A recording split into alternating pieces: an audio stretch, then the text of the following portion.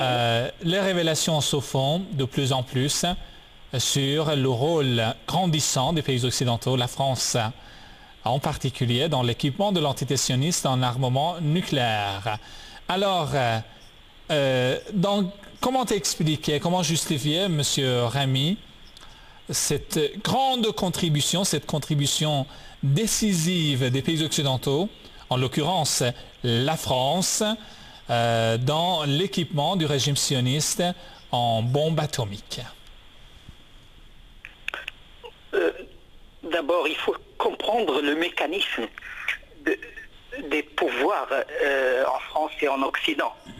Le lobby juif sioniste en France, aux États-Unis, en Occident en général, s'est emparé du pouvoir jusqu'à présent.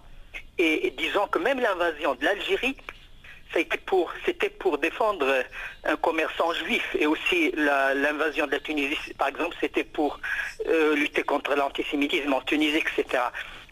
Donc ces pays-là, la France et l'Occident, ne soutiennent pas Israël pour les intérêts en fait de la France, mais pour les intérêts d'un lobby, d'un empire juif sioniste qui veut dominer le monde.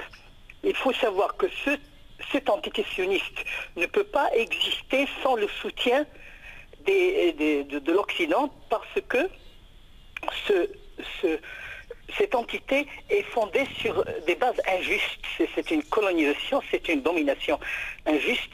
Donc il a besoin de cet appui pour exister, c'est sa vie. Les États-Unis peuvent exister sans Israël, et la France peut exister sans Israël, sans l'appui d'Israël, mais Israël ne peut pas exister sans l'appui de l'Occident. Il faut savoir ça. Donc Israël, c'est Israël en fait qui... Et cette arme nucléaire-là, c'est dans le même cadre, puisque Israël est un cas social mondial qui ne peut pas vivre non plus sans le soutien de l'étranger, et il veut seulement avoir plusieurs autres appuis de sécurité. Et cette arme nucléaire, c'est justement, puisqu'il n'a pas le droit d'exister, c'est une existence injuste, donc il a besoin d'armes, d'autres, disons, armes pour exister.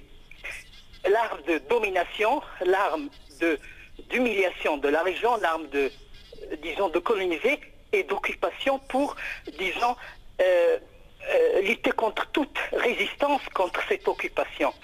Mais en fait,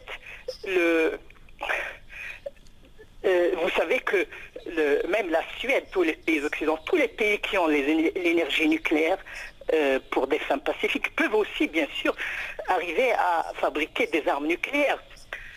La Suède, par exemple, il peut en une année avoir une arme nucléaire, mais l'Allemagne aussi. Disons, mais quand on veut maintenant interdire l'Iran d'avoir accès à la technologie pacifique nucléaire, c'est pour seulement, en général, priver les pays islamiques de la technologie tout court, de la technologie scientifique.